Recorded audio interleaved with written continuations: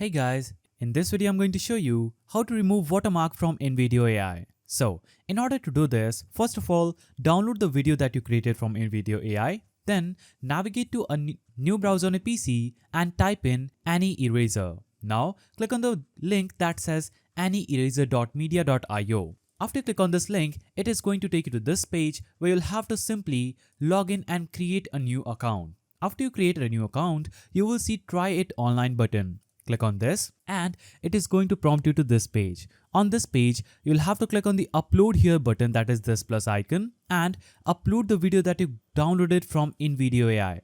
After this, you will see the Invideo AI's or a Storyblocks watermark just right here. You'll have to simply use this small plus icon and choose a brush size, then highlight this region that has this watermark. Now, go ahead in the video and highlight this watermark from Invideo. You'll have to just make sure you go through the video and highlight the watermarks that will be available on the screen.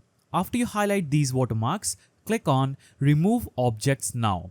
After you click on Remove Objects Now, this is going to process the video from Invideo AI and your watermark from these websites will be successfully removed.